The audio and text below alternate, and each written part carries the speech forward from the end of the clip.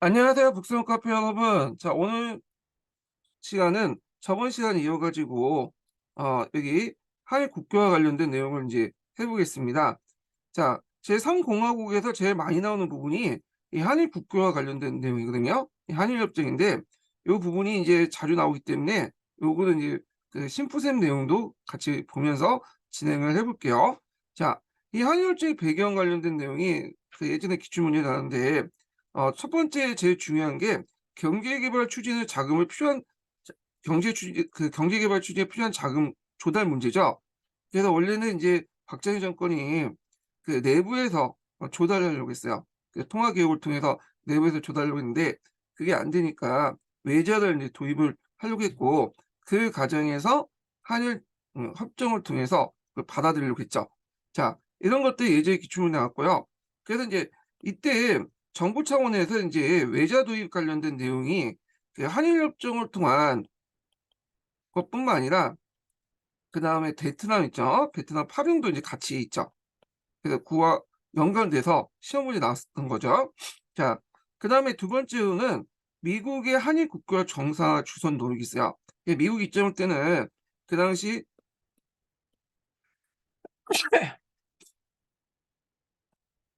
중국과 이제 소련에 대응하기 위해서 이 아시아 지역에 일종의 미, 한, 일 이런 방어 체제를 이제 뭐냐면 막으려고 만들려고 했죠. 그 위해서는 한국하고 일본하고 수교가 전제를 해야 되기 때문에 한일 국교와 정상 주선을 하려고 했고 그 다음에 이제 일본 입장 올 때는 가인 자본의 수출이라는 게 있어요. 일본 내에서 이제 그 당시 그 가인 자본들을 한국에 수출하려고 했다. 그래서 동아시아 교과서를 보니까 일본 안에서도 요거에 대해서 이제 한일협정에 대해서 반대하는 움직임도 되게 많았다고 하더라고요. 왜냐면 이제 일본 국민들 입장 올 때는 그 당시 그 한국의 그런 값싼 노동력이니까 이런 것들이 이제 바탕으로 물건이 만들어지고 하면 일본은 이렇게 수출될 거 아니에요. 그러면 일본인들의 어떤 일자리를 뺏을 수 있다. 이런 공포감 때문에 그 당시 한일협정에 대해서 반대 투쟁을 했다고 하더라고요. 예. 자, 그럼 협상 과정을 보면 비공개를 진행했다. 왜냐면 그 당시에 이제 일본에 대한 국민 감정들이 별로 안 좋았잖아요. 그러다 보니까 이제 비공개를 진행했는데, 그래서 김종필이 그 당시 그 일본에 가서 오이마하고 이제 협상을 했죠. 그래서 서로 간에 이제 그 협상하는 과정에서 김종필이 이제 그 당시 그 메모를 작성해서 자신의 요구를 제시했어요. 한국 측의 요구를. 그래서 이제 주요 내용이 뭐냐면 돈이죠, 돈. 그래서 그 당시 재산 청구권과 보상 청구권을 어떻게 할 것이냐. 그래 갖고 이제 여기 보면 김종필 오이라 메모가 있어요. 이 김종필 오이라 메모가. 그래서 이제 뭐 무상 원조도 있고 그다음에 유상 원조도 있고 등등 해 갖고 이렇게 이제 얘기를 나눴고요. 자, 그래서 이제 그 김종필 오이라 메모를 이제 작성을 해서 서로 간의 의견을 이제 교환한 다음에 곧바로 이제 뭐냐면 협정을 맺죠. 그때 협정을 맺을 때 야당 의원은 전원 불참하고 여당 의원만 이제 하고 맺게 돼요. 그래서 한일 협정의 정확한 그 풀네임이 뭐냐면 한일 양국 사이의 상호 관계를 규정한 기본 조약. 이 정확한 풀네임이고 통상 이제 한일 협정이라고 이제 부르죠. 그래서 이제 한일 협정의 이제 구성을 보면요. 어업에 관한 협정이 있고 제1국회 법적 지위에 대한 그 협정과 한일 재산 및 청구권 해결과 경제 협력에 관한 협정, 그 다음에 또 한일 문화재 및 문화협력에 관한 협정 등 본 조약 외에도 이렇게 부속 조약으로 이제 있었다. 이렇게 이제 보시면 될 것 같고요. 자, 여기에서 이제 좀 눈여겨볼 게 뭐냐면 한국과 일본 사이에 1910년 이전에 조약에 대한 한국과 일본이 어, 그 조약에 대해서 어떤 내용이냐면 1910년 8월 22일 이전에 대한제국과 일본 사이에 체결된 어, 조약 등 모두 이미 무효임을 확인한다. 이 2조거든요.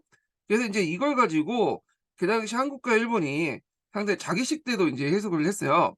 그래서 이제 예를 들어 갖고 우리나라 입장을 할 때는 1910월 8월 20일 그러니까 한일 병탄 조약이죠. 한일 병탄 조약이 맺은 날이 8월 22일이거든요. 이걸 기점으로 해가지고 이전의 조약들이 무효니까 이후에 그 뭐냐면 그 35년 동안 항일 병탄은 당연히 불법적이다. 이렇게 해석한 데 반해서 1번은 이 무효에 초점을 맞추는 게 아니라 임의에 초점을 맞췄죠. 임의에 초점을 맞췄기 때문에 이미 샌프란시스코 강화 조약 이후 뭐냐면 한국의 지배는 이제 끝났다. 그렇기 때문에 일본이 입장 볼 때는 이게 뭐냐면 그전까지는 합법화됐지만 샌프란시스코 강화 조약 또는 그 한국이 강복된 그 시점은 이후부터는 이미 이 앞에 있는 조약은 무효가 됐다. 그러니까 예전에는 합법적이었지만 이후부터는 무효됐다. 이런 식으로 해갖고 임의자에 이제 뭐냐면 이제 초점을 맞췄죠. 그래서 이제 이 당시 이제 일제 35년 동안 이 통치 관련된 합법성과 그런 불법성 관련된 내용에서 한국은 불법적이다. 이런 식으로 해서 해석했고 일본은 아니다. 오히려 이거는 합법적인데 이미 이제 무효가 됐기 때문에 이제는 뭐냐면 소멸됐다. 이런 식으로 해석을 한 거야. 그래서 양국 간의 이제 각자의 입장에 따라서 이 조항을 각각 다르게 해석했다. 이렇게 보시면 되고요. 그다음에 대한민국이 한반도 내에 유일한 합법정부로 인정받았죠.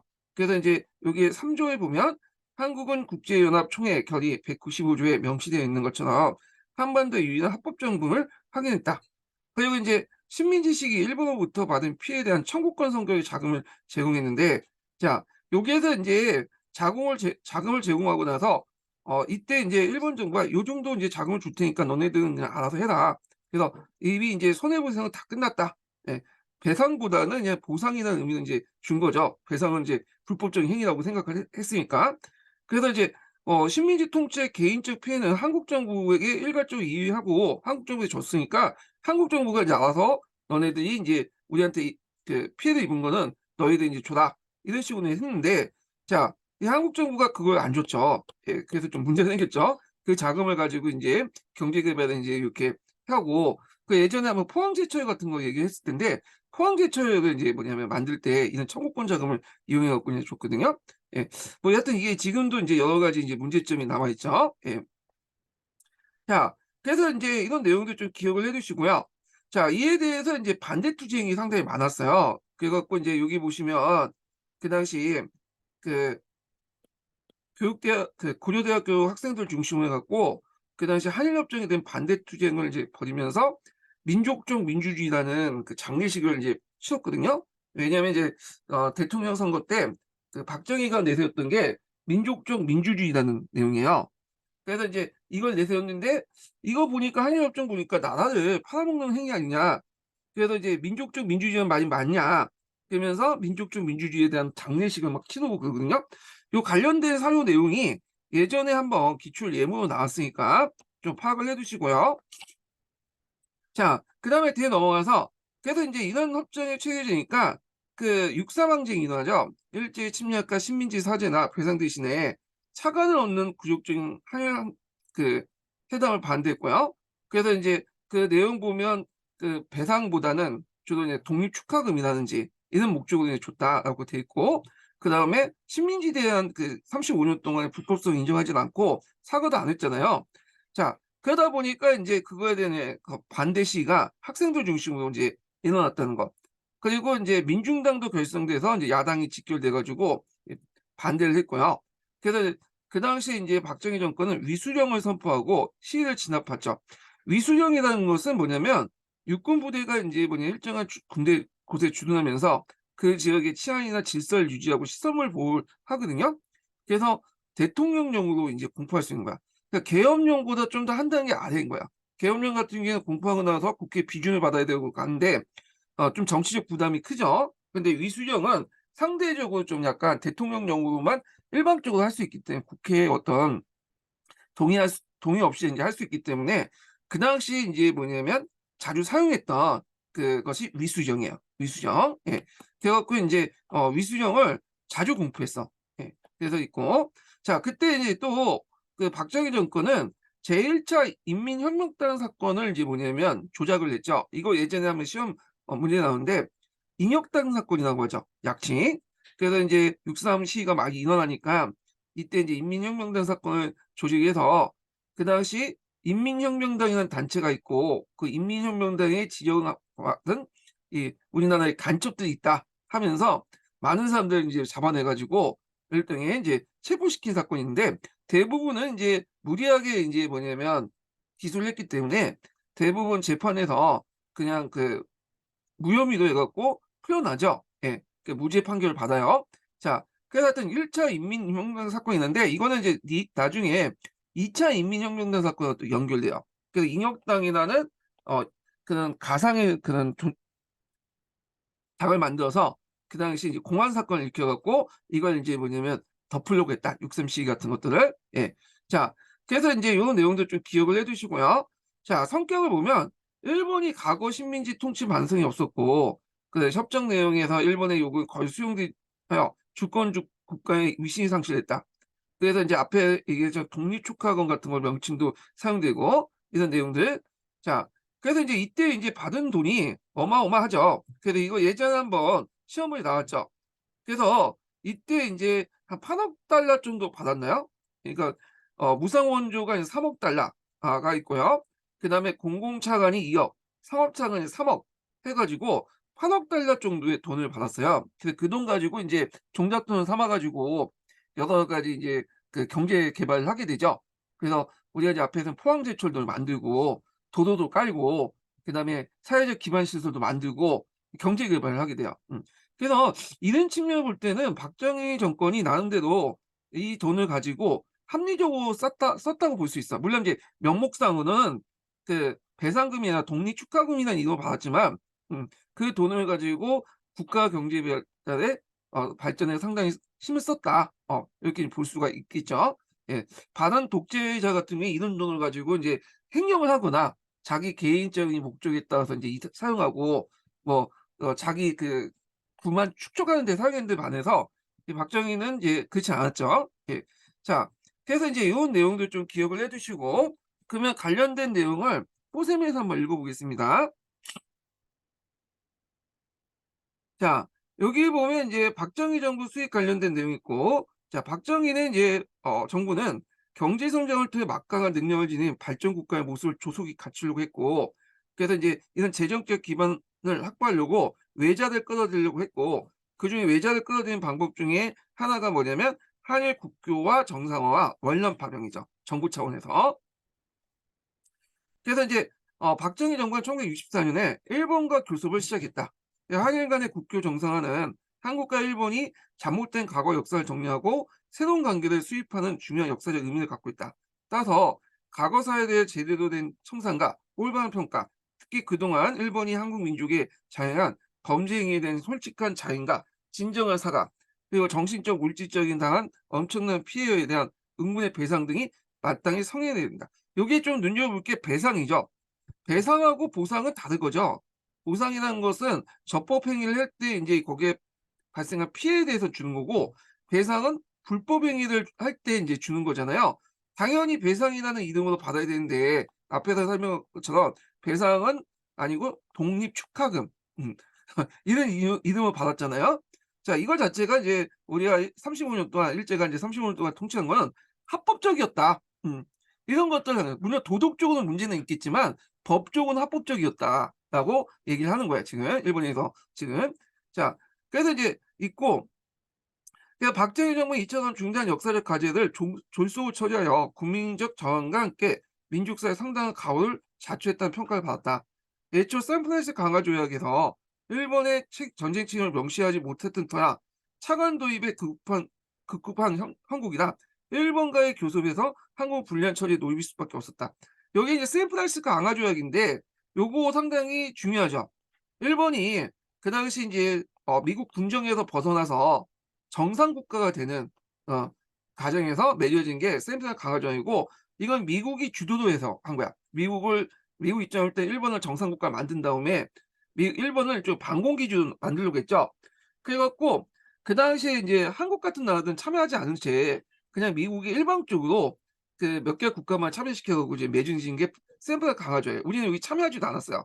예. 그러고 나서 개별 국가는 피해는 일본이 인제 나중에 합정을 통해서 이렇게 마무리해라 이런 식으로 이제 했는데 이 샌프란시스코 강화 조약에 따라서 인제 일본과 우리나라가 맺을 때 아까 이제 청구권 자금 같은 것도 인제 이때 결정하고 그랬는데 요 관련된 내용이 예전에 일본에서 같이 나올 때 나왔어요. 샌프란시스코 강화 조약 내올 때. 그래서 샌프란시스코 강화 조약하고 그다음에 한일 협정은 이렇게 돈 문제하고 또 연결돼 있어. 예. 요거 예전에 기출문제 나왔으니까 좀 보시면 될 것 같고요.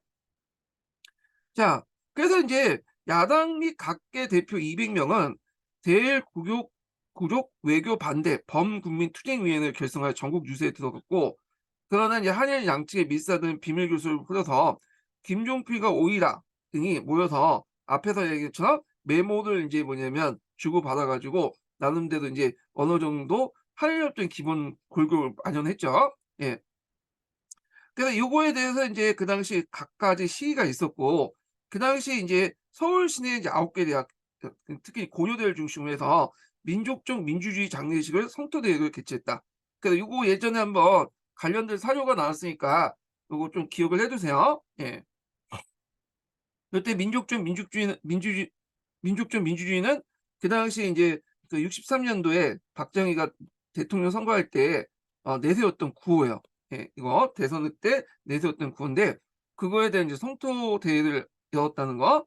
자, 그리고 인제 뒤에 넘어가서, 그리고 인제 6월 3일 날에는 1만 명의 학생들이 가두 시위를 나섰고 많은 시민들이 동조하여 이른바 6.3 사태가 이제 발생됐다. 6.3 항쟁이라고 또 하죠. 그래서 이제 군사정부는 이른바 8시에 기하여 그 서울시도 내 비상계엄을 선포하고 포고령 제125 집회 및 시위 금지, 언론 출판 사전 검열, 각급 학교의 무기 후교, 통행 금지 영장 없는 압수와 수색, 체포, 구속 조치 단계 등등을 취하였다. 자, 그리고 인제 이때 뭐 김정필 공화당 위원장이 이제 사퇴하고 서울대 총장도 사퇴하는 등 해 갖고, 이런 반대도 무시하고 그냥 계속 아니 반대도 무시하고 박정희 정부는 항일회담에 전개했다는 거. 그래서 인제 이렇게 쭉 해서 인제 반대 내용이 나와 있어요. 한번 읽어 보시고, 그다음에 인제 한일 협정 비준안은 국회에서 야당이 불참한 건데 전격 통과되었다. 그래서 8월 25일, 26일 날 고려대학교와 연세대학교에서 무장 군인들이 납임했고, 박정희 정부는 서울 지역에 위수정을 발동하여 군대 병력을 주도했다. 계엄령도 발표했지만 위수정도 발표했는데 특히 위수정을 많이 반포했죠. 이건 대통령령을 통해서 계속 뭐냐면 반포할 수 있는 거기 때문에 그 위수령을 반포했어. 예. 그래서 이거는 국회 비준에 동의도 없어요. 동의를 받지도 않았기 때문에 정치적 부담이 좀 덜했던 거죠. 자, 그래서 인제 있고, 나아가서 중앙정부부는 한일회담 반대 투쟁을 진압하는 일환으로 민족주의 비교 연구회 사건, 그러니까 1차 인민혁명단 사건을 인제 일종의 공안 사건이야. 이런 공안 사건을 일으켜 가지고 반공정 분위기를 고조시켰다. 그래서 인민혁명단 사건, 인혁단 사건 관련된 내용이 예전에 기출문제에 나왔던 거고요.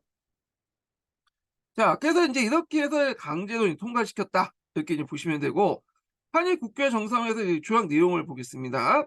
자, 한일 협정문, 그러니까 기본적인 조약인 한일 협정문이 있고 그다음에 부속 조약 4 개, 3-4개 정도 있어요. 예.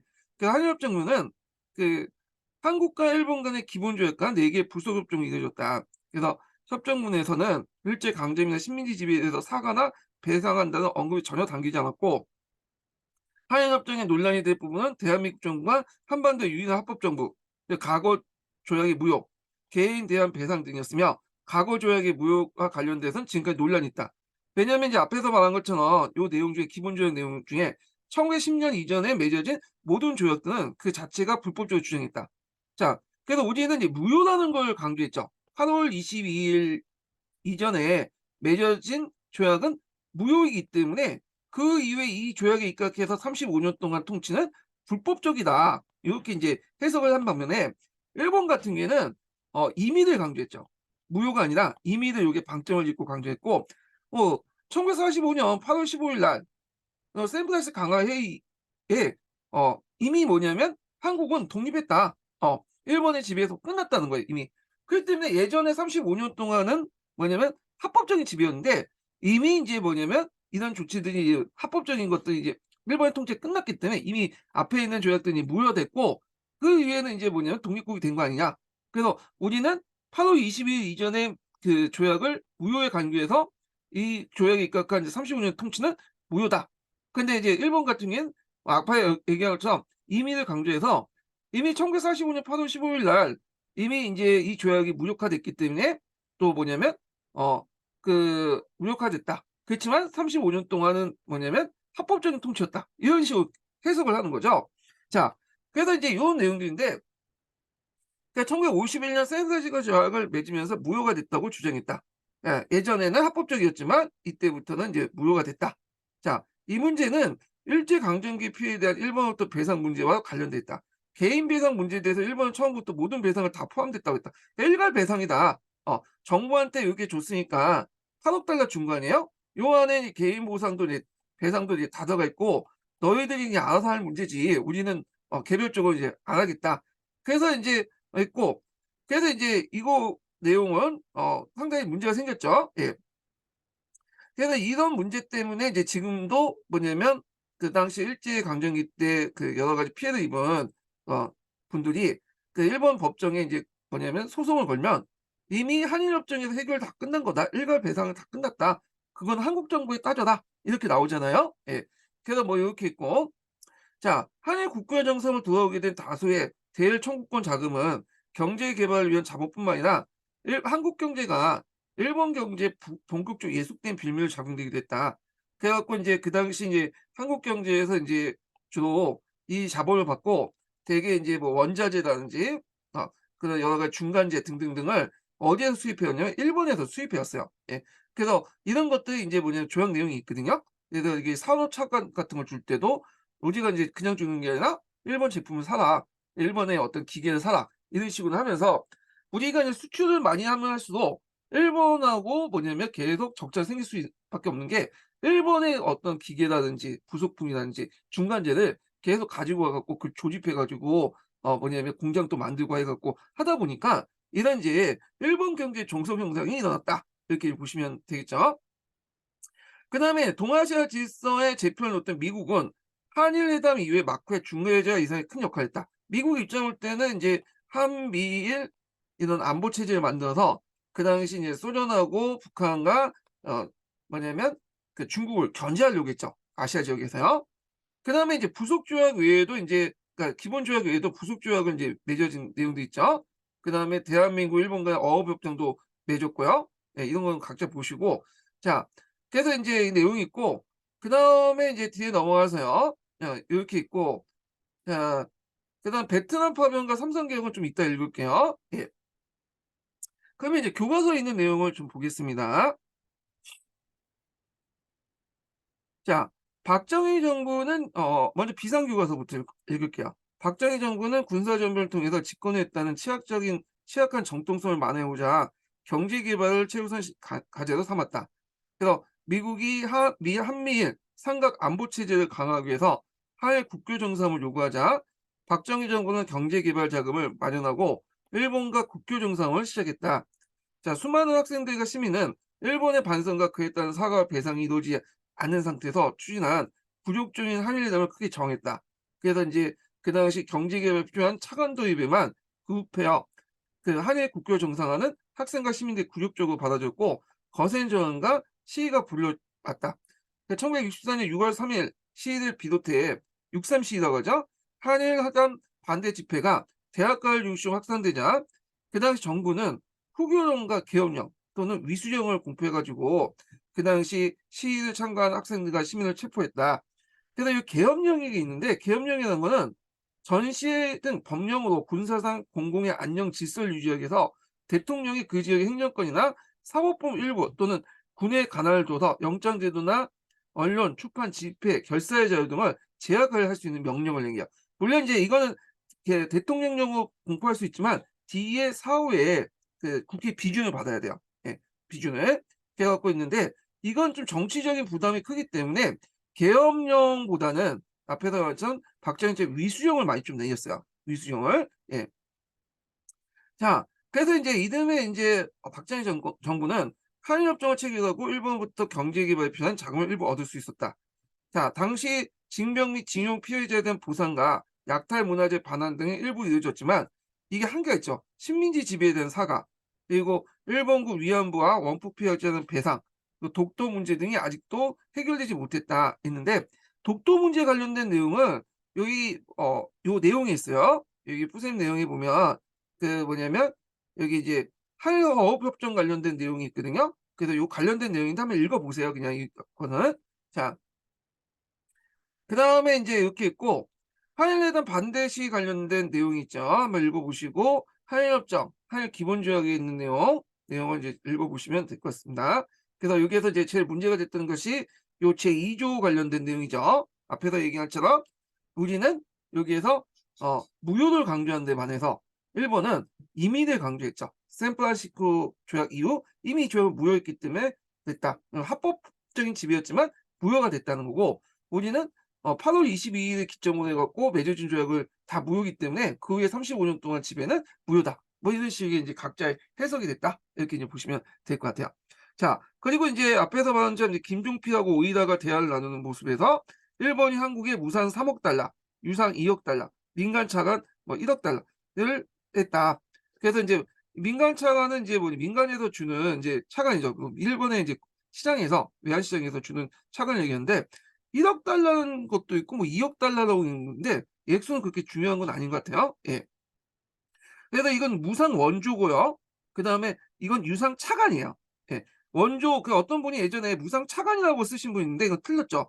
차관은 돈을 빌려준 건데 무상은 무상이라는 말 자체와 차관이라는 말 자체가 이게 맞지가 않잖아요, 서로 간에. 그러니까 유상 차관 또는 민간 차관 또는 상업 차관 이렇게 쓰셔야지 맞거든요. 자, 뭐 이렇게 있고, 자, 그다음에 인제 다른 교과서 내용을 좀 보겠습니다. 자, 여기 보면 이제 한일 협정 내용을 볼게요. 요것도 뭐 거의 비슷비슷한데 박정희 정부는 군사 정비의 정당성을 마련하기 위해서 경제 개혁이 필요했고, 그래서 인제 경제 발전 자금을 마련했고, 그리고 미국도 북한, 소련, 중국에 대응해서 어 한미일 동맹 체제 구축하기를 요구했다는 거. 그래서 이 국교 정상화에서 인제 한일회담을 했지만 그 당시 인제 일본의 식민 지배에 대한 사죄와 배상, 약탈 문화재 반환을 무시하고 이제 진행됐고요. 그러다 보니까 인제 6.3 시위 같이 대대적인 반대에 부닥쳤고, 그럼에도 불구하고 비상계엄령에 위수령을 내려 가지고 탄압하고 한일 협정을 체결했다. 자, 그래서 인제 여기에서 인제 박정희 정부는 이에 따라서 인제 필요한 자금을 확보했지만 식민지 지배에 대한 사죄와 배상은 받아내지 못했다. 뭐 이런 내용이고요. 그다음에 인제 해당 교과서를 좀 보겠습니다. 자, 군사정보는 이제 경제개발에 필요한 자금 마련 등의 이유로 일본과 국교 정상을 이제 추진했다. 그래서 미국도 반공을 위한 한미일 집단 안보 체제를 구축하기 위해서 한일 국교 정상화를 요구했고, 이에 중앙정부인 김종필과 일본 외무대상이었던 대신 오이다가 만나서 그 이전에 여러 차례 진행된 한일회담을 서둘러 종결했다. 그래서 이제 여기에서 인제 예전에도 이승만 정부 때도 한일회담이 있었어요, 국교 정상화. 근데 이때 인제 뭐냐면 그 당시 이제 제일한국인의 법적 지위나 뭐 과거사 문제 등의 일본 관료의 만원 때문에 회담을 이제 맺지 못했고, 특히 이승만은 상당히 반일적이었어. 그래서 일본이 사과를 하지 않은 이상은 이 식민지에 사과를 하지 않는 이상 절대 뭐냐면 협상은 없다. 이섬에 약간 이제 뭐냐면 똥고집이 있죠, 약간. 예.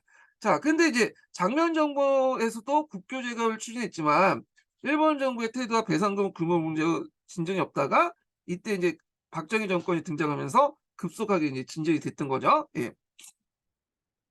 자, 그래서 1964년 박정희 정부는 일본 정부의 사과나 배상 없이 국교에 정상화하는 사실이 알려졌다. 그래서 대학생과 시민들은 굴욕적인 대일 외교를 반발하여 박정희 정부의 퇴진을 요구했고, 시위는 6.3의 절정을 다했다. 정부는 후교연과 계엄령을 선포하면서 군대를 동원해서 시위를 진압했다. 이듬해 한일협정을 체결해서 일본과 국교를 정상화했고, 그리고 인제 일본의 식민 지배에 대한 한일 청구권 협정. 그러니까 청구권이라는 것은 이제 개인이나 국가가 요청할 수 있는 권리인데, 한일회담 당시에 논란이 됐던 건 일제 강점기 때 피해 배상과 보상 문제였죠. 근데 이런 것들 무시해 버리고 앞에서 얘기한 것처럼 독립축하금으로 일괄적으로 뭐냐면 정부한테 줬죠. 그러다 보니까 개인의 청구권 문제가 이제 나중에 문제가 생겼던 거고요. 자, 그리고 지금까지 일본 정부 이들 근거로 해서 징병, 징용 등 식민지 지배 피해에 대한 사과 배상을 거부하고 있다. 이미 이제 한일 협정에서 다 해결받는데 무슨 또 똑같은 말을 하냐. 이미 끝났다. 이런 거죠. 자, 그때 이제 대학생 간이 고등학생도 박정희의 민족적 민주주의를 비판했는데 요 용어 좀 기억을 해 두세요. 63년 대통령 선거에서 박정희를 자신의 민족적 민족주의라고 했는데 이를 비판한 대학생들이 64년 서울 물리대의 학생들은 민족적 민족주의 장례식을 열어서 한일협정에 반대했다. 고려대 같은데 이거 서울대라고 하네요. 하여튼 뭐 중요한 건 아니고. 자, 그래서 인제 이렇게 있고 그다음에 인제 여기 내용을 좀 볼게요. 여기 좀 자세히 설명돼 있기 때문에 내용을 보겠습니다. 1965년 한일 기본조약과 부속조약으로 4개 협정, 그러니까 청구권 경제협력, 제일교포, 그다음 어업문화재, 그다음에 어업협정, 뭐 문화재, 문화협력 관련 협정이 이제 부속조약이 있는데 다만 이제 여기 좀 약간 눈여겨 제일교포 관련된 문제예요. 제일교포는 그 당시에 이제 일본에 되게 많았잖아요. 그래서 아직까지 제일교포들이 북한이나 한국하고 국교 이전까지는 국적이 없었어. 일본 애들이 일본 국적을 안 줬어요, 기하지 않은 이상은. 그래서 기하지 않을 경우에는 조선 국적으로, 그러니까 예전에 이제 조선이라는 나라 있었죠. 조선 국적으로 인제 있어. 그래서 조선 국적으로 인제 있었는데 이때 인제 제일교포들이 그 당시 한국 국적으로 인제 많이 바뀌었죠. 그래서 그 당시 이제 한국 국적으로 이제 영사관 가 갖고 인제 얘기를 하면 한국 국적으로 바꿔 줬어요. 근데 그중에 한국 국적을 취득하지 않고 계속 조선국 쪽으로 인제 가지고 있는 사람들이 있어요. 되게 이런 사람들은 어떤 게 조총련계에 좀 북한 쪽에 가까운 사람들이야. 예. 그래서 지금도 이제 보면 민단 쪽에 있는 사람들은 다 한국 국적을 취득하고 있고 그다음에 조총련 쪽에 있는 사람들 있죠. 북한하고 친한 사람들은 되게 예전에 이제 북한하고 지금 일본하고는 수교가 안 돼 있잖아요. 그래서 조선 국적을 계속 가지고 있다. 이렇게 이제 보시면 될 것 같아요. 예. 자, 그래서 인제 이렇게 한일 기본조약으로 한국은 일본으로부터 한반도의 유일한 합법 정부임을 인정받고 부속 조약에 따라 경제 협력 자금을 받는 대신 일본의 청구권에 관한 부담을 덜어 주었다. 자, 그래서 지금까지 식민지에 대한 과거 정산의 어떤 걸림돌이 되고 있다. 이렇게 있고요. 그다음에 금성 관련된 교과서 좀 보겠습니다. 자, 박정희 정부가 들어서자 한일 국교 정상을 본격적으로 추진했고 미국도 동아시아 지역의 군사비 부담을 줄이기 위해서 한미일 집단 안보 체제를 구상하고 한국과 일본의 국교 제재를 요청했다. 그리고 이제 역시 일본 역시 경제 호황을 누리면서 한국의 시장을 확보하려고 했는데 이에 대해서 일본 내에서도 반발이 있었다고 했죠. 예, 일반 국민들 입장은 한국의 이제 그 값싼 물건들이 들어올 수 있고 잘못하면 일본의 공장들이 값싼 노동력을 찾아서 한국에 갈 수 있으니까 일본의 일자리가 뭐냐면 줄어들 수 있다고 해 가지고 그 당시에 이제 반대 시위도 많이 했어요, 일본에서도. 우리도 했는데 그쪽도 많이 했어. 이게 이제 동아시아 교과서에 있더라고요. 자, 그래서 한일 국교회담에서 일본은 경제협력 자금이라는 명목의 지원금과 유무상 차관을 뭐냐면 그 제공하기로 했다. 그래서 인제 이렇게 했고 유무상 차관이라는 말 자체가 좀 말이 안 되죠. 무상하고 차관하고는 어 말이 안 되죠. 무상이면 무상이지. 그게 무상 지원이라고 하거나 무상 원조라고 해야 되는데 요 교과서 표현은 좀 잘못된 것 같아요. 예. 자, 박정희 정부는 식민지 지배에 대한 사죄, 정당한 배상에 대한 요구보다는 경제 개발에 어떤 필요한 자금을 확보하는 데 집중했다. 한일 국교회담의 내용이 알려지자 국민은 교육 외교를 평가하면서 범국민적 정권 퇴지 운동을 전개했다. 그러나 이제 정부는 비상계엄령을 선포하는 게 한일협정을 체결했다. 이렇게 했죠. 요게 이제 개인 청구권 문제에 관련된 내용 볼게요. 자, 청구권 협정은 그 당시 한일 기본 조약의 부속 협정 중에 하나로서 그 내용은 일본 정부가 5억 달러 경제 협력 자금을 제공한 대가가 요 5억 달러는 이제 정부 차원에서만 제공한 거고 그다음에 이제 민간 차원에서 뭐 2-3억 정도 제공을 했어요. 예. 대가로 한국의 대일 청구권을 포기한다는 것이다. 그래서 이후에 일본군 위안부나 강제징용 피해자들은 대한 개인 청구권 문제는 오랫동안 두 나라 사이 논란이 되었고 2018년 대법원에서는 강제징용 피해자들 제기한 소송에 항일 청구권 협정으로 개인 청구권과 소멸됐다고 볼 수 없다 판단해서 해당 기업에 배상금을 지불하고 했다, 일본 기업에. 근데 이거는 우리나라의 대법원이죠. 일본의 대법원이 아니에요. 근데 그 당시에 일본 기업이 만약에 이 판결을 받아들였겠어요? 안 받아들이죠. 그러니까 이제 어떤 식으로 되냐면 한국 내에 일본 기업의 자산을 동결해 갖고 그걸 가지고 인제 뭐냐면 대신 지불하도록 하는 건데 이게 인제 좀 약간 외교적인 문제가 인제 발생하는 등 해 가지고 이게 제대로 집행됐는지는 모르겠어요, 제가. 예. 자, 그래서 인제 요렇게 있고 그다음에 이제 또 그 당시에 또 이제 어 박정희 정권이 이 경제 개발 자금을 또 마련하는 방법 중에 하나가 뭐냐면 베트남 전쟁에 하게 참여죠. 예. 그래서 이제 그 당시 이제 베트남에서 남북 베트남 전쟁이 일어났잖아요. 남베트남, 북베트남에. 그래 갖고 이제 베트남 파병이 이제 상당히 그 당시 그걸 통해서 막대한 이제 또 재원을 확보할 수 있었는데 그 내용을 한번 정리를 하고 나서 그 교과서 내용을 이제 읽어 보겠습니다. 예. 자, 베트남 파병을 보겠습니다. 배경을 보면 베트남 파병에 대한 대가로 한국 군장비의 현대화, 한국군의 이제 신규 자원 차관 지원, 전쟁 과정에 발생한 건설이나 용역 등의 특수 수요를 확보할 수 있었다. 이걸 이제 브라운 각서에서 이제 그 확인시켜 줬죠. 요거 예전에 한번 시험 문제 나왔죠. 브라운 각서 18년 기출문제 나왔던 건데 요거 한번 쭉 한번 읽어 보세요. 여기 보면 군사 원조가 있고 경제 원조가 있어. 한국에 있는 대한민국 국군은 현대화 계획을 위해서 앞으로 수년 동안 상당량의 장비를 제공해 줬다. 이렇게 있고 그래서 제가 이제 그때 M16 아시죠? 그 군대 가 보시면 그 K2가 있고 M16이 있거든요. 물론 이제 M16 요즘 쓰지는 않지만 그 M16 같은 것들을 받아들였어요. 예. 그리고 이제 탱크 같은 것도 인제 새롭게 인제 받아들이고 하여튼 많은 지원을 해 줬어. 이 한국군 예 군 대한민국 국군의 현대화 계획에. 그다음에 이제 경제 원조 관련된 내용도 있죠. 그래 갖고 인제 "너네들 오면 그 월급 같은 경우에 우리가 주겠다, 달러로." 그러면 그것을 인제 한국 정부가 달러로 받고 원화도 이제 지급해 주는 거죠, 사병들에게. 그럼 달러 확보를 할 수 있는 거잖아. 그다음에 이제 베트남에 필요한 여러 가지 이제 전후 복구 사업이라든지 여러 가지 경제 개발 그리고 뭐 건설 토목 사업에 한국 업체를 이제 먼저 사용해 선발해서 그들에게 계약을 맺겠다. 그래서 이걸 통해서 또 뭐냐면 많은 달러가 우리나라에 들어오게 되고요. 뭐 이런 것들은 인제 뭐냐면 정했던 것이 브라운 각서인데 이 브라운 각서는 한국과 미국 간의 어떤 정식적인 협정이 아니에요. 이건 이제 미국의 이제 행정부하고 한국의 행정부 간에 맺은 어떤 비밀 각서야. 그러니까 행정협정이라고 보시면 돼요. 그러니까 공식적인 조약이 아니라. 예. 그래서 인제 이렇게 해서 브라운 각서를 통해서 그 당시 이제 미국 정부가 우리나라 정부에게 이러이러한 혜택을 주겠다고 약속을 했던 거죠. 그래서 이제 이 월남 특수를 통해서 고용 증대와 경제 성장을 가져다 주었다. 이렇게 보시면 될 것 같아요. 자, 그래서 인제 이것이 인제 한일 협정과 마찬가지로 함께 이런 월남 파병은 경제 성장을 촉진시키는 데 큰 원동력을 제공해 줬다는 걸 좀 기억을 해 두시면 될 것 같아요. 예. 자, 그다음에 인제 요 관련된 내용을 한번 읽어 보겠습니다. 베트남 파병 관련된 내용이에요. 자, 베트남 전쟁이 확대되자 미국은 한국의 베트남 파병을 요청했다.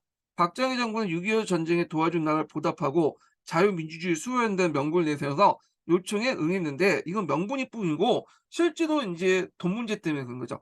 그래서 이 베트남 전쟁에 파병해서 패병할 때 이제 그 세계적으로 한국에 대해서 상당히 욕을 많이 했어. "이거 미국이 일으킨 드러운 전쟁인데 요게 용병을 팔려갔다고 한 거고 미국 입장으로부터 한국을 끌어들인 건 뭐냐면 미국이 단독으로 베트남을 공격한 게 아니라 한국 같은 여러 나라들과 같이 한다. 6.25 전쟁 때 유엔 산하에서 같이 인제 전쟁을 해서 좀 약간 정치적인 명분을 만들기 위한 거야. 우리는 미국의 욕심 때문에 한 게 아니라 한국 같은 나라들을 끌어들여서 같이 하고 이런 걸 통해서 뭐 그 공산주의 세력을 박멸하려고 했다. 뭐 이렇게 내세웠던 거죠. 자, 이에 따라 1964년 비전투원 부대 파견을 시작으로 1973 년까지 베트남에 한국 군대를 파견했다. 자, 한국은 그 대가로 미국으로부터 국군의 전력 증강과 경제 개발에 차관을 제공하고 하병 군인대 송금과 군수물자의 소출, 그다음에 건설업체 베트남 진출 등의 외화를 받아줬다. 자, 이걸 인제 문서로서 인제 약속을 해 줬던 것이 미국이 브라운 각서죠.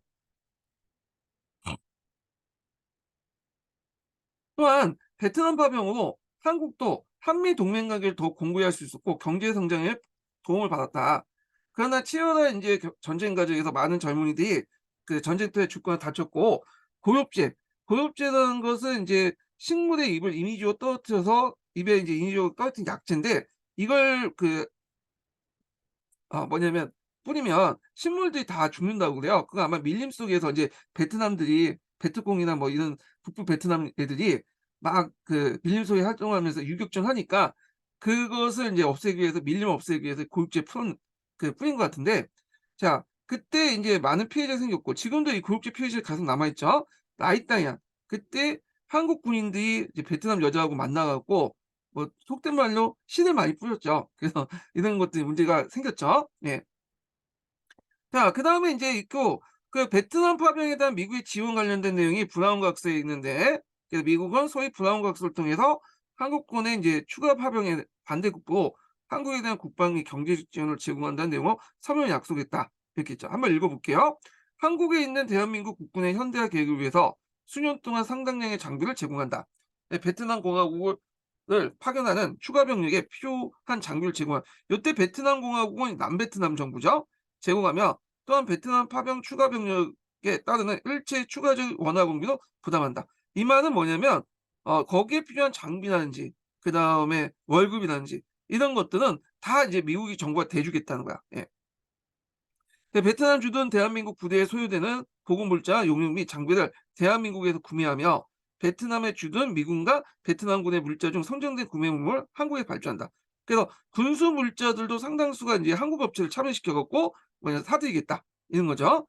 자 등등 해갖고 여러 혜택을 줬어요. 그 내용을 보면 1965년 한국의 국군 한개 전투사단이 베트남에 파병된 이후 미국은 한국에 추가 파병 요청했고 한국 정부는 한국의 안보와 경제 발전의 문제와 관련된 요구사항을 미국 정부에 제시하자 미국 정부는 한국군의 베트남 파병과 관련된 선행 조건을 당시 주한미국 대사인 브라운을 통해서 한국 정부에 전달했다. 그 결과 한국 정부는 미국부터 한국군의 현대화와 경제 발전 위한 기술 차관 제공을 약속받았다. 그래서 이 브라운 각서 요거는 행정각서예요. 나라와 나라 간에 공식적으로 맺은 뭐 한일협정처럼 이게 조약이 아니라 그냥 행정각서다. 이렇게 보시면 돼요. 예.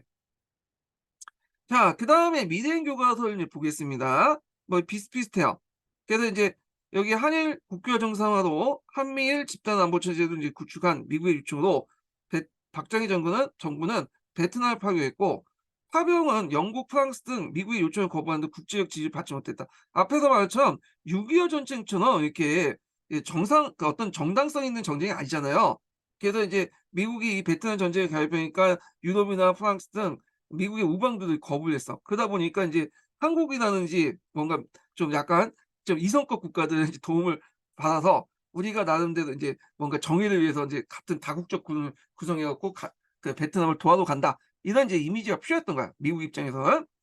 그리고 야당을 비롯한 국내 여론도 부정적이었다. 그렇지만 파병의 대가로 미국으로부터 한국군의 현대화와 경제 발전을 위한 기술 및 차관 제공을 약속받았다. 자 베트남 파병으로 이제 국군의 전력은 증강됐고 건설 업체의 진출과 인력 수출에 등이 활발해져 경제 성장의 발판이 마련됐다. 그러나 이제 전쟁에 수많은 젊은이들이 희생됐으며 또한 일부 한국군에 의해 많은 베트남 양민이 희생되었고 그다음에 한국 혼혈인 라이따에 남겨졌다. 이렇게 있고요. 자 그래서 이제 그 당시 이제 한국군에 의해 베트남 양민 학살 사건이 좀 있었죠. 그래서 이제 최근에 이제 일부 이제 신문에서는 베트남 양민들 학살한 것도 인제 했고 그 당시에는 이 남베트남 전선 자체가 그 당시 일반 양민하고 그 베트콩 게릴라들 구분을 못 하죠. 그러다 보니까 인제 그런 부작용이 있었는데 하여튼 그런 것도 있었다. 이렇게 보시면 될 것 같고. 자 그다음에 항해 애도와 관련된 내용 볼게요. 자 베트남 파병이 이제 베트남 전쟁이 시작되면서 미국의 요청으로 한국군의 파병이 시작됐고 박정희 정부는 파병의 대가로 미국부터 한국군의 현대화를 위한 장비, 그다음 경제 개발에 필요한 기술 및 차관 지원을 받게 됐다. 이게 인제 그 브라운 각서죠. 거기에 명시돼 있고 그다음에 이제 이 활동에서 인제 많은 외화를 받아들일 수 있고 그렇지만 많은 군이 죽고 고육지 피해자도 속출됐고 나이따이한 문제도 있었다. 뭐 이렇게 있고요. 자 그다음에 금성 교과서를 이제 보겠습니다. 여기 뭐 베트남 파병에 대해 간단히 적혀 있는데 요 브라운 각서 관련된 내용이 있고요. 그다음에 인제 국군의 현대와 한국 기업의 베트남 건설 사업에 참여를 보장했다는 거 이런 것들. 자 이거는 밑에 부작용 관련된 내용이죠. 그래서 인제 한국군의 베트남 파병을 통해서 미국은 국내에서 확산되고 있는 반전 여론을 문화시키는 한편 미국 공급의 3분의 1 수준의 한국군을 동원하면서 전쟁 비용을 절감할 수 있었다. 그래서 어떤 데에서 인제 어떤 그 속된 말로 미국의 용병 역할을 했다 보시면 돼요 그냥. 예. 자 그다음에 인제 있고 다음에 삼성계엄 관련된 내용 보겠습니다. 삼성계엄. 자, 이 삼성 개헌은 1969년 9월 달에 인제 했죠. 자, 이때 인제 그 대통령을 더 한 번 해 보려고 했던 이제 뭐냐면 그 박정희는 원래 그 당시에 이제 헌법에는 두 번밖에 할 수 없거든요. 그래서 개헌을 이제 해 가지고 3 선까지 할 수 있도록 이제 개헌을 하려고 했어요. 그때 이제 개헌의 명분은 "조국의 근대화와 민족중의 가업을 달성하기 위해서는 뭔가 필요하다." 그래서 인제 3선 개헌을 하고 자기는 절대 거기에 그 헌법에 의해서 3 선을 하지 않겠다. 뭐 요렇게 했는데 그냥 다 거짓말이고요. 자, 그러니까 3선 개헌을 한다고 하니까 학생과 여론이 반발하니까 위수를 선포하고 막 이제 탄압을 했죠. 그래서 이 민주공화당 등 개헌안 지지위원들을 중심으로 해서 농성 중 야당 위원을 피해 갖고 개헌안을 번식적으로 통과시켰어. 그리고 나서 그 국민투표로 확정을 했죠. 은근히 이게 보면 박정희 정권 때 국민투표가 많이 행해지거든요. 민도가 낮은 건지 아니면 간이 많이 개입했는지 모르겠지만 상당수 찬성표가 나와 과반수 찬성표가 나와서 결국에는 이 국민투표를 통해서 삼선 개헌안도 통과시키고요. 그다음에 유신헌법도 통과시켰죠. 예. 뭐 이렇게 했고. 자, 그럼 내용을 보겠습니다. 1960년대 중반 이후 경제개발 5개년 계획의 성과가 나타나기 시작하자 경제성장의 지지 기반을 넓힌 박정희는 1967년 6대 대통령 선거에 윤보선을 두고 승리했다. 한편 68년 북한이 이제 요때 여러 사건 사고들이 많았어요. 그 당시 북한이 이제 여러 가지 이제 그 대남 도발을 많이 했거든요. 그래 갖고 인제 어떤 사건들이 일어났냐면 그 당시 이제 북한이 보낸 무장 김신조요. 게릴라가 청와대에 습격하는 등의 도발로 남한과 북한 사이 긴장이 고조되었죠.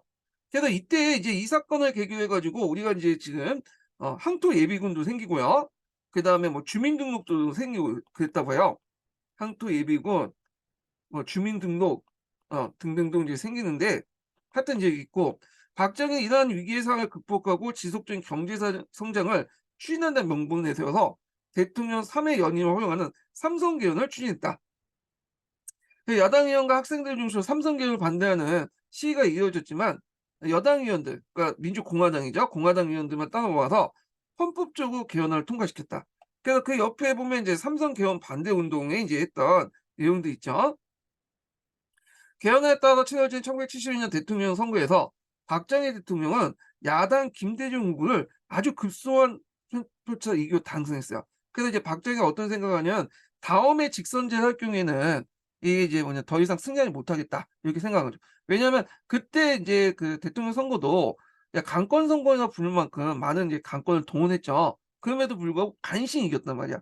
어 그러다 보니까 인제 어떤 생각을 하면 '아 인제는 직선제가 아니라 간선제도 해야겠다.' 이 생각을 한 것 같아. 그러나 같은 해 치러진 총선에 야당이 신민당이 과반을 가까운 위석을 확보했다. 이렇게 좀 보시면 될 것 같고요. 자, 그래서 인제 요 삼성계엄 관련된 내용이 있고 그 미래인 교과서에도 이제 보겠습니다. 자, "삼성계엄을 통한 장기 집권을 도모하다." 이렇게 보면 박정희는 경제 그 발전의 성과를 내서 재선을 성공하고 대통령 3회 연임을 허용하는 개헌을 추진해 장기 집권을 도모하고 있다. 국민과 야당은 이를 반대하여 전국적인 시위를 전개했고 정부와 여당은 반공태세 강화와 국가 발전을 구실로 반대 여론을 억압해 그 당시 이제 삼선 개헌을 했는데 그 상황에서 아까쯤에 이제 1968 년에 여러 사건들이 있다고 했죠. 그 김신조 일대가 인제 김신조 일파들이 청와대 본부까지 침공했고 그다음에 인제 우리가 많이 듣는 공산당은 싫어요. 예. 그래서 이제 이승복 어린이가 죽은 울전 산전 지역에 그 무장공비들이 침투했고 그다음에 미국 첩보였던 푸에프로가 동해안에서 북한을 납포했어요. 그래서 그때 인제 그 미국하고 이제 협상을 해 갖고 푸에프로는 지금 대동강에 있죠. 대동강에 기념물로 있고 그때 인제 미국 그 군인들은 돌아왔죠. 그때 한 명이 죽었죠. 그래서 미국 그 항구 그 미국인 시참 항구하고 미국 군인들이 돌아왔죠. 예. 그래서 인제 위기 상황이었어요, 그 나름대로. 그러다 보니까 이런 상황을 이용해서 박정희 정부는 지속적인 경제 성장과 국가 안보를 명분으로 독재를 강화했다. 이렇게 보시면 돼요. 그러니까 1968년 일어난 사건 세 가지 사건 좀 기억을 해 두세요. 김신조 부대의 침투 사건, 그다음 미국 척보한 푸에프로가 동해에서 북한에 납포했다는 거, 그다음에 울진 삼천 지역에 무장 공비가 들어왔다. 요 내용들 기억을 해 두시면 될 것 같아요. 자, 그래서 인제 이 삼선 개헌을 주 내용을 보면 대통령의 삼선을 금지하는 등 조항을 없앰으로써 이승만의 사사 고위 개헌과 유사하다. 자, 개정된 헌법에 따른 치는 7대 대통령 선거에서 박정희는 야당 후보인 김대중 대통령을 싱겁게 누르고 대통령이 됐고요. 이후 국민의 자유를 억압하는 반공 독재 체제가 강화되었다. 이렇게 이제 보시면 될 것 같아요. 자, 그다음에 인제 있고 뒤에 넘어가서 해당 교과서를 좀 보겠습니다. 여기는 뭐 경제 개발이 먼저 나와 가지고 어 이렇게 볼게요. 자, 여기 박정희는 6대 대통령 선거에 당선돼서 그 재선에 성공했다. 1968년 북한의 특수부대가 난파하여 청와대에 습격하는 대남 공세를 강화했고 이걸 1.12 사태라고 하죠. 그다음에 또 북해 영해 침범의 이후로 미 해군 푸에플호가 납포하여 한반도에 둘러싼 긴장이 고조됐다. 자, 이에 인제 이런 조치에 대해서 그 당시에 이게 제일 중요한데 1.12 사태. 1.12 사태 때 이제 북한의 군사력 도발을 맞서서 항토 예비군을 창설했고요. 고등학교, 대학교 때 교련 과목을 설치했어요. 그러니까 군사 교육을 했는데 지금은 폐지됐지만 이게 이제 예전에는 했었거든요. 그래서 제가 고등학교 다닐 때마도 교련 과목을 했어.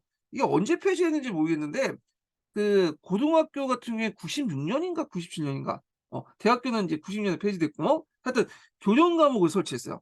그다음에 대학생들 중심으로 고용교육 반대 시기가 정해졌으나 정부는 안보를 내서 비판 세력들을 이제 억눌렀고 그래서 이 교련 과목 외에도 인제 또 뭐냐면 주민등록 같은 것들을 만들었죠. 왜냐하면 간첩들이 들어오면 신원 파악이 잘 안 되잖아요. 그래서 이런 제도를 이제 만들었다. 이렇게 보시면 될 것 같아요. 자, 그다음에 이제 이런 상황에서 여당은 대통령에까지 3 번까지 할 수 있는 허용하는 개헌을 추진했고 대학생과 야당 그리고 시민들이 삼선 개헌의 장기 집권을 대한 음모이며 조국의 민주 발전을 저하하는 것을 강력히 반대했다. 그러나 정부는 국가 안보를 내세워 가지고 그 당시 반대 세력을 억누르고 여당 국회의원들만 따로 모여서 편법으로 개헌을 통과시켰다. 이렇게 했죠. 그래서 박정희의 삼선 개헌을 위해서 7대 국회의원 선거 당시 부정선거를 통해 개헌선 상향 129 석을 확보하는 작업을 하였고 한편 새벽 2시 50 분에 본회의장에 농성하는 야당 의원을 따돌리고 국회 별관의 개헌을 날치기 통과했다. 이렇게 인제 보시면 될 것 같아요. 예. 그리고 그 당시에 인제 사항을 또 볼 수 있는 게 그 당시 국민교육청장 선포를 했어요. 그래서 이거 역전원에서 상당히 강조되는 부분이죠. 그래서 이제 국민교육청장은 모두 교과서에 수록돼 있고 각종 시험에 출제됐기 때문에 학생들 반드시 외워야 된다. 그러니까 제가 초등학교 때 국민학교 당시만 해도 국민교육청장을 좀 외웠던 기억이 나. 그런 것들. 그래서 여기 보면 "우리는 민족 중흥의 역사적 사명을 띠고 이 땅을 태어났다. 조상의 빛나는 오늘의 대살령." 이렇게 했는데 저는 좀 친숙하거든요. 좀 외웠던 거기 때문에. 자, 그래서 박정희 정부가 발표한 국민교육 현장은 국민교육의 기본 방향과 반공정신, 국가에 대한 충성 등을 내용하고 있다. 자, 이는 안보를 내세워 국민 단계를 강조하여 자신의 집권 체제를 강화하는 데 이용했다. 이렇게 했죠. 그래서 이런 국민교육 현장을 통해서 국가주의적 어떤 사고방식을 심어주려고 했다. 이렇게 있고요.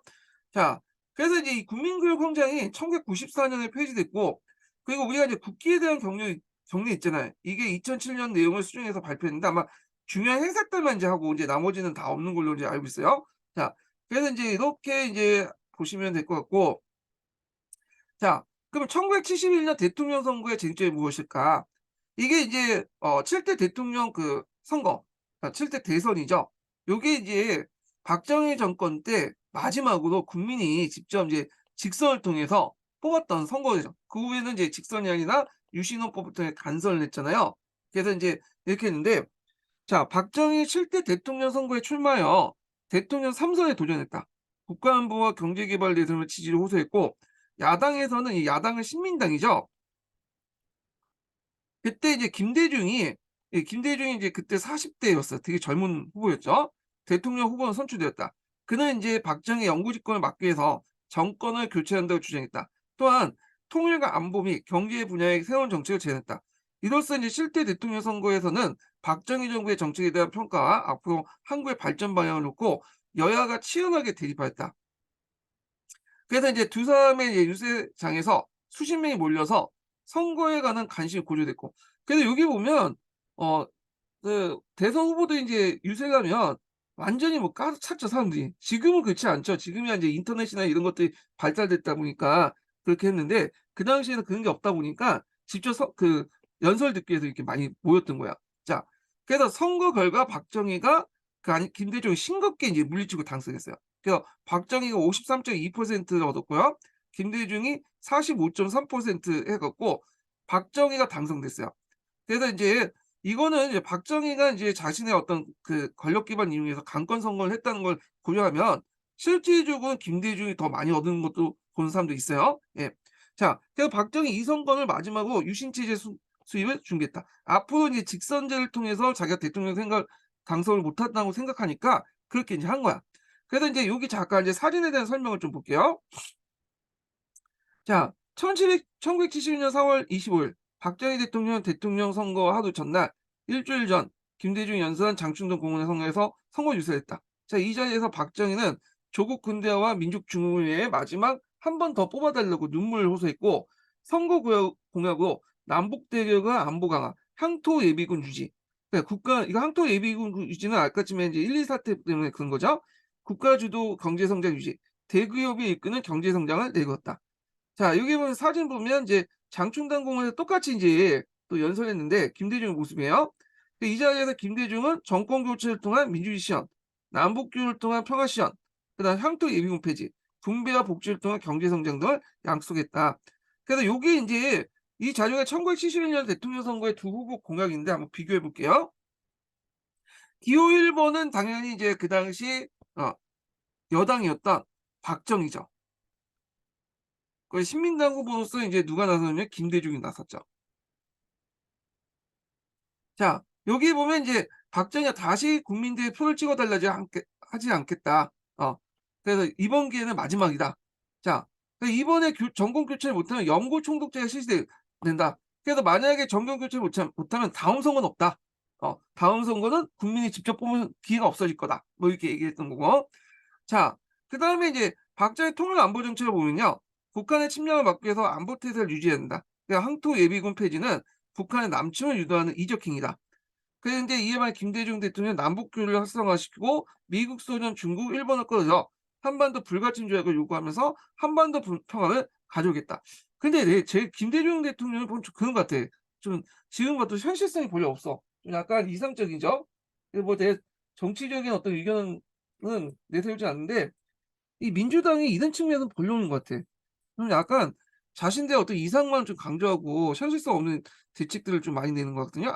특히 안보 통일 정책에 관련돼서. 자, 하여튼 그렇고 그다음에 "항토 예비군을 폐지하겠다." 뭐 이렇게 했고요.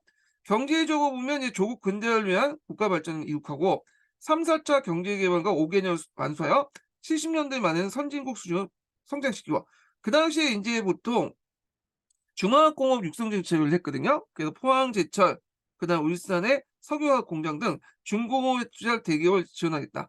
그래서 자유경제와 사회정의를 실천하고 하고 노사 공동위원회를 만들어서 노동자가 생산에 참여하는 동시에 분배에도 참여하게 되었다. 양심적인 기업가를 보호하고 중소기업을 집중 지원하겠다. 이렇게 했는데 요게 뭐 대기업 중심의 어떤 경제 체제가 꼭 나쁠 수는 없어요. 제 생각에 그때 당시에는 어쩔 수 없는 측면도 있어. 그래서 하여튼 했는데 자, 그러면 인제 뭐 요렇게 있고 그래서 인제 양쪽의 인제 공약을 좀 비교를 해 봤고요. 예. 자, 그다음에 인제 넘어가서 볼 게 뭐냐면 유신 정부 체제를 보죠. 유신 체제. 요거 예전에 기출문제 나왔죠. 앞으로 나올 가능성이 되게 많아요. 이게 되게 중요한 내용이잖아요. 그래서 인제 요 내용들인데 자, 이건 한번 이제 전반적으로 설명한 다음에 또 교과서 강독을 좀 해 보겠습니다. 자, 유신 배경을 보면 7.4 남북 공동 선언이 발표됐죠. 그전에. 그래서 인제 이걸 이용해 갖고 통일 문제를 권력의 연장수단으로 이용했다. 통일을 위해서는 강력한 대통령을 중심한 권력 체제가 필요하다. 한국식 민주주의가 필요하다. 이런 것들을 내세웠던 거죠. 그리고 그 당시에 인제 여러 가지 사회적 문제가 폭발돼 나왔어. 그래서 급속한 경제 발전으로 일어난 여러 가지 사회적 문제가 나타났는데 전태일의 분신 사건 이건 뒤에 좀 살펴볼 거요. 그다음에 강주 대단지 사건 등등인데 이 당시 인제 빈민촌들을 없앤다고 그 판자촌에 살고 있는 사람들을 강주 오늘 성남이죠. 성남 지역에 대규모 그 성남 지역에 몰아 세워 가지고 거기에 인제 살게 만든 거야. 근데 여기에 뭐 살게 해준 지어주겠다고 해 놓고는 집도 안 지어주고 상하수도나 뭐 교통시설도 정비를 안 해 놓고 그랬거든요.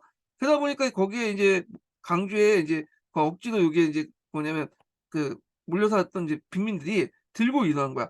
그래서 이게 강주 대단지 사건인데, 이 강주가 인제 오늘 성남이에요. 성남 지역이 원래 이제 구시가지가 있고 지금 분당이나 이렇게 신시가지가 있잖아요.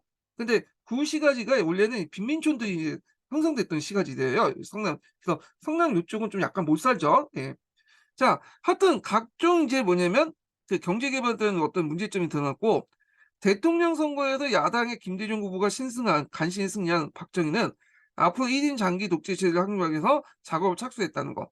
그다음 미소 냉정체제 약화, 이 미국과 일본의 중국과의 관계 개선, 주한미군 철수 등 해 가지고 안보에 여러 가지 문제점이 생겨났죠.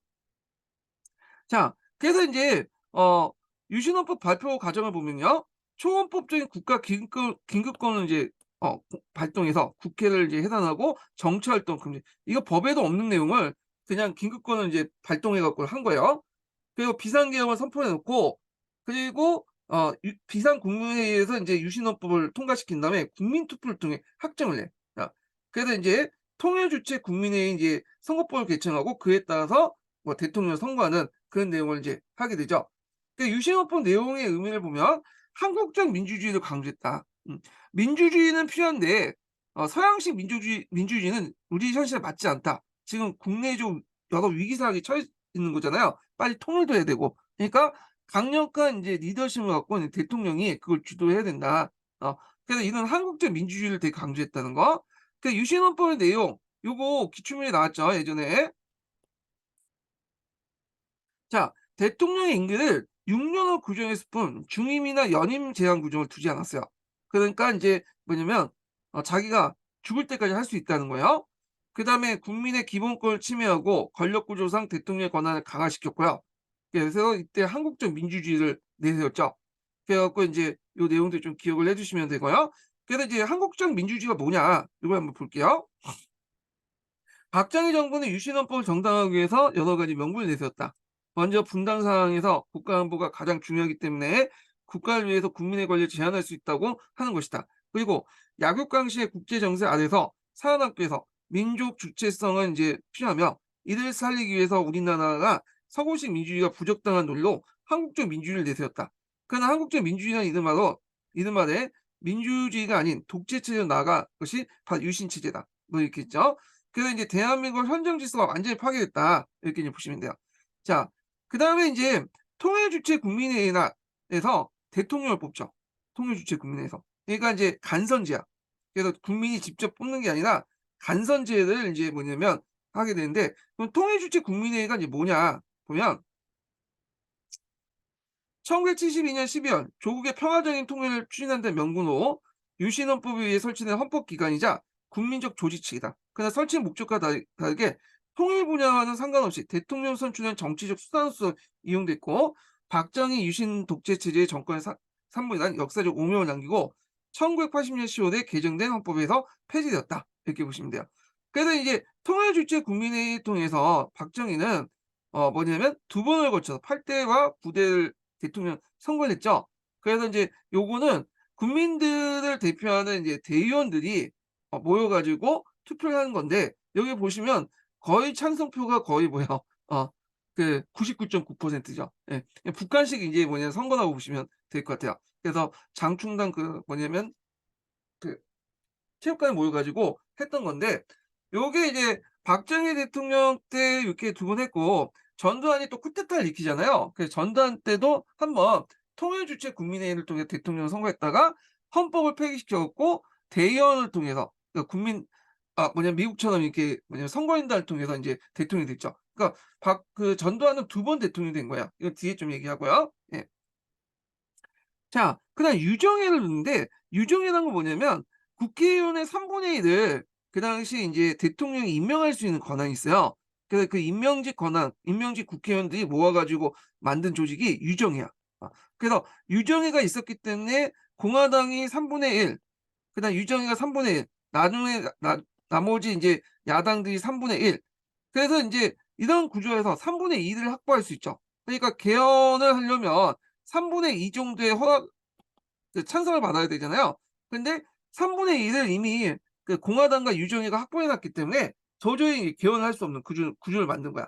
예. 그래서 요 내용들 좀 보시면 되고, 그 유신 정우회 관련된 내용을 좀 보겠습니다. 본래는 명칭이 유신정우회로 유정의 양칭이다. 이 유신헌법에 따라 대통령 추천 후 통일주체 국민회에서 선출된 전국구 그 국회의원들이 모여서 만든 원내 교섭단체인데, 그러니까 쉽게 말해서 대통령이 임명했다고 보시면 돼요. 대통령의 박정희 지도 이념을 입법 활동을 구현된 포방함으로써 유신체제 수흥의 발전에 국내 전위대 역할을 했다. 그래서 전체 위원이 3분의 1 대통령이 있고 임기는 2년이다. 그래서 이제 요 3분의 1의 이제 뭐냐면 임명직 국회의원들이 어 유정이라는 단체를 만들어 갖고 활동했다. 이렇게 보시면 될 것 같아요. 자, 그다음에 인제 그 외에도 아니 이렇게 해도 그 외에도 국회 이제 국정감사권도 폐지시켰고요. 그다음에 대통령의 특별선언과 긴급조치. 이 긴급조치라는 건 뭐냐면 일종의 대통령령이거든요. 이 대통령령을 공포하면 그 당시 헌법이라든지 일반 법률을 보다 더 상위 적용할 수 있는 명령이 긴급조치야. 그러니까 긴급조치는 긴급할 때에 어 명령 공포할 수 있는 대통령령인데, 그럼에도 불구하고 실제 수시로 대통령령을 공포했어요, 긴급조치는. 그래서 긴급조치가 공포되면 이 긴급조치령 자체가 헌법과 그다음에 법률을 더 위에 뭐냐면 두서 처리했다. 이렇게 보시면 되죠. 그러니까 이것이 법 체계에서 맞지가 않죠. 헌법이고 그다음 법령이고 그다음에 법령이잖아요. 대통령령 법령이기 때문에 법률과 헌법의 아래에서만 하는 거지 법과 헌법을 위해서 할 수 없는 거잖아. 근데 긴급 조치가 되면 그렇게 할 수 있는 거야. 그러니까 초헌법적인 조치라고 보시면 돼요. 그래서 이런 긴급 조치를 그 당시에 인제 유신 정권 때 1 호부터 해서 9 호까지 인제 공포를 했죠. 예.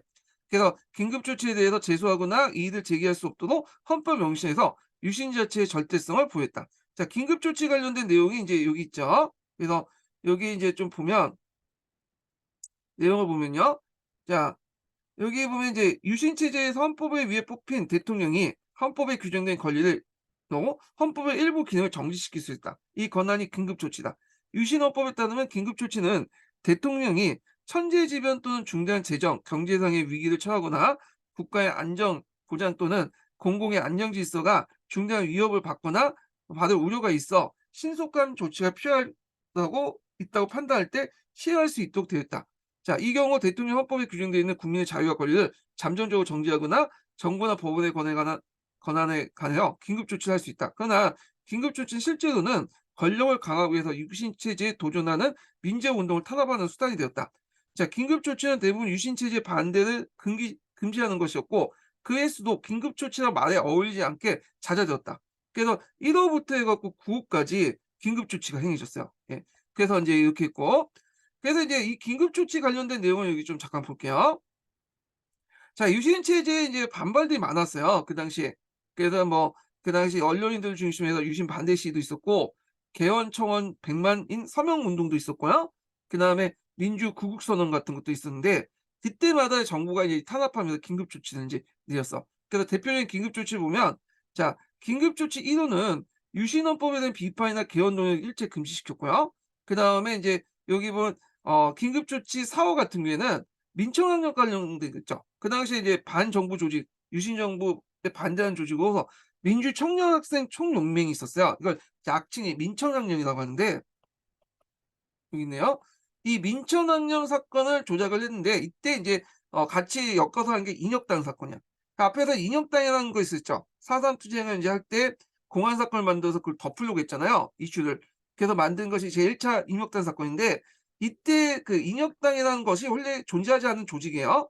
근데 북한에서 인제 지정을 받고 인혁당을 만들고, 인혁당을 통해서 인제 남한 내 인제 체제를 정복한다는 게 그 주요 내용인데, 이걸 다시 복구시켰어. 그래서 예전에 인혁당 사건에서 무죄를 받거나 했던 그런 사람들 다시 인혁당 조직으로 이렇게 엮어내고, 인혁당의 지도를 받은 이 민청학령이 남한 사회를 교란시켰다. 이건 빨갱이 집단이니까, 이 간첩 집단이니까 그 밑에 있는 것도 하부 조직 민청학령도 빨갱이 있죠. 그 인혁당에 관련된 사람들을 그 일종의 이제 잡아가서 사형을 시켰죠, 국가보안법으로. 그래서 인제 있는데, 사형 선고가 나자마자 몇 시간 만에 곧바로 사형시켰어. 그래서 이거 사법살인이라고 해서 욕 되게 얻어먹었죠. 예.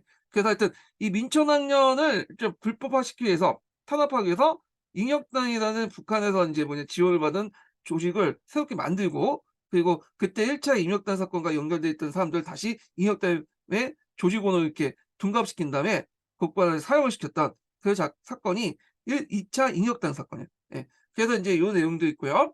자, 긴급조치 구호는 유신헌법의 논란조차도 포괄적으로 금지시킨 거야. 예. 이게 옳고 그름도 다 침묵시킨 거죠 그냥. 언급하지도 마라.